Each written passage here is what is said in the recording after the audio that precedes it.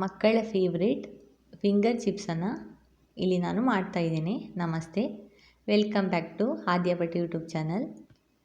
ಮನೆಯಲ್ಲಿಯೇ ತುಂಬ ಸುಲಭವಾಗಿ ನಾವು ಫಿಂಗರ್ ಚಿಪ್ಸನ್ನು ಮಾಡಬಹುದು. ಇಲ್ಲಿ ನಾನು 5 ಪೊಟೇಟೋವನ್ನು ತಗೊಂಡಿದ್ದೇನೆ. ಅದರ ಸಿಪ್ಪೆಯನ್ನು ತೆಗೆದು ಚೆನ್ನಾಗಿ ತೊಳ್ಕೊಂಡು ಉದ್ದುದ್ದಕ್ಕೆ ಕಟ್ ಮಾಡಿಕೊಳ್ಬೇಕು. ಸ್ವಲ್ಪ ದೊಡ್ಡ ಗಾತ್ರದ ಪೊಟೇಟೋವನ್ನು ತಗೊಂಡ್ರೆ ತುಂಬಾ ಒಳ್ಳೆಯದು. ಸಂಜೆ ಹೊತ್ತಲ್ಲಿ ಏನಾದರೂ ತಿನ್ನಬೇಕು ಅನಿಸಿದಾಗ ಮನೆಯಲ್ಲಿ ಸುಲಭವಾಗಿ ನಾವು ಫಿಂಗರ್ ಚಿಪ್ಸನ್ನು ಮಾಡ್ಬೋದು. ಮಕ್ಕಳು ಮಾತ್ರವಲ್ಲ, ದೊಡ್ಡವರು ಕೂಡ ತುಂಬಾ ಇಷ್ಟಪಟ್ಟು ಇದನ್ನು ತಿಂತಾರೆ. ಹೊರಗಡೆಯಿಂದ ತಂದುಕೊಡುವ ಪ್ಯಾಕೆಟ್ ತಿಂಡಿಗಳಿಗಿಂತ ಮನೆಯಲ್ಲಿ ಅಪರೂಪಕ್ಕೆ ಒಮ್ಮೆ ಈ ಥರ ತಿಂಡಿಯನ್ನು ಮಾಡಿ ನಾವು ತಿನ್ಬೋದು. ಒಂದು ಸಲ ಉದ್ದುದಕ್ಕೆ ಕಟ್ ಮಾಡಿಕೊಂಡ ನಂತರ ಇದರಲ್ಲಿರುವಂತಹ ಸ್ಟಾರ್ಚ್ ಅಂಶ ಹೋಗುವ ತನಕ ಇಲ್ಲಿ ನೀವು ನೋಡ್ತಾ ಇರ್ಬೋದು, ತೊಳೀತಾ ಇದ್ದಾಗ ನೀರಿನ ಕಲರ್ ಕೂಡ ಚೇಂಜ್ ಆಗ್ತಾ ಇದೆ. ಒಂದು 3 ರಿಂದ 4 ಸಲವಾದರೂ ಕೂಡ ಈ ಥರ ಚೆನ್ನಾಗಿ ತೊಳ್ಕೊಳ್ಬೇಕು. ಸ್ಟಾರ್ಚ್ ಅಂಶ ಫುಲ್ ಹೋದ ನಂತರ ಇದನ್ನು ಶುಭ್ರವಾದಂತಹ ಬಟ್ಟೆಯ ಮೇಲೆ ಹಾಕಿ ಇದರಲ್ಲಿರುವಂತಹ ನೀರಿನ ಅಂಶ ಸ್ವಲ್ಪ ಆವಿಯಾಗುವ ತನಕ ಬಟ್ಟೆಯನ್ನು ಪ್ರೆಸ್ ಮಾಡಿ ನೀರಿನ ಅಂಶ ಕಡಿಮೆ ಆಗುವ ತನಕ ಹಾಗೆ ಹೊರಗಡೆ ಸ್ವಲ್ಪ ಹೊತ್ತು ಇಟ್ಕೊಳ್ಬೋದು. ನಂತರ ಇಲ್ಲಿ ಚೆನ್ನಾಗಿ ಕಾದಿರುವಂಥ ಎಣ್ಣೆಗೆ ಕಟ್ ಮಾಡಿರುವಂತಹ ಪೊಟೇಟೋವನ್ನು ಹಾಕಿ ನಾನಿಲ್ಲಿ ಫ್ರೈ ಮಾಡ್ಕೊಳ್ತಾ ಇದ್ದೇನೆ.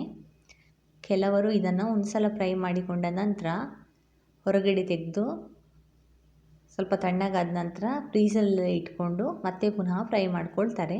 ಆದರೆ ನಾನಿಲ್ಲಿ ಹೊರಗಡೆ ಹಾಗೆ ಇಟ್ಕೊಂಡಿದ್ದೀನಿ. ಸ್ವಲ್ಪ ಹೊತ್ತಾದ ನಂತರ ಮತ್ತೆ ಪುನಃ ಕಾದಿರುವಂತಹ ಎಣ್ಣೆಗೆ ಅದನ್ನೇ ಹಾಕಿ ಫ್ರೈ ಮಾಡ್ಕೊಳ್ತಾ ಇದ್ದೀನಿ. ಒಂದೇ ಸಲ ತುಂಬ ಹೊತ್ತು ಫ್ರೈ ಮಾಡ್ಕೊಳ್ಳೋದಕ್ಕೆ ಹೋಗಬಾರ್ದು. ಇದೇ ಥರ ನೀವು ಮಾಡಿಕೊಂಡ್ರೆ ಫಿಂಗರ್ ಚಿಪ್ಸಿನ ಟೇಸ್ಟು ತುಂಬ ಚೆನ್ನಾಗಿರ್ತದೆ. ಎರಡನೇ ಸಲ ಹಾಕಿಕೊಂಡ ನಂತರ ಕಲರ್ ಚೇಂಜ್ ಆಗೋ ತನಕ ಚೆನ್ನಾಗಿ ಹುರ್ಕೊಳ್ಳಿ.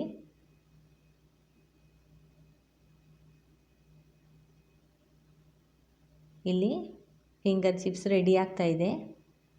ಇದನ್ನು ಎಣ್ಣೆಯಿಂದ ತೆಗೆದ ನಂತರ ಸ್ವಲ್ಪ ಬಿಸಿ ಇದ್ದಾಗಲೇ ಅದಕ್ಕೆ ರುಚಿಗೆ ತಕ್ಕಷ್ಟು ಉಪ್ಪು, ಮೆಣಸಿನ ಹುಡಿ,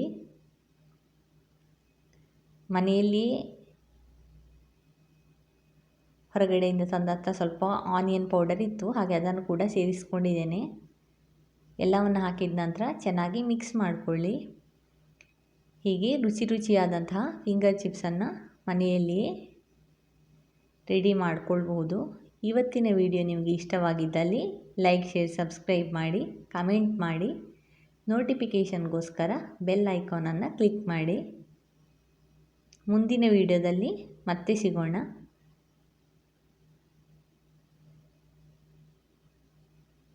ಈಗಾಗಲೇ ಸಬ್ಸ್ಕ್ರೈಬ್ ಮಾಡಿ ಸಪೋರ್ಟ್ ಮಾಡ್ತಾ ಇರುವಂತಹ ಎಲ್ರಿಗೂ ಥ್ಯಾಂಕ್ ಯು ಸೋ ಮಚ್. ಧನ್ಯವಾದಗಳು.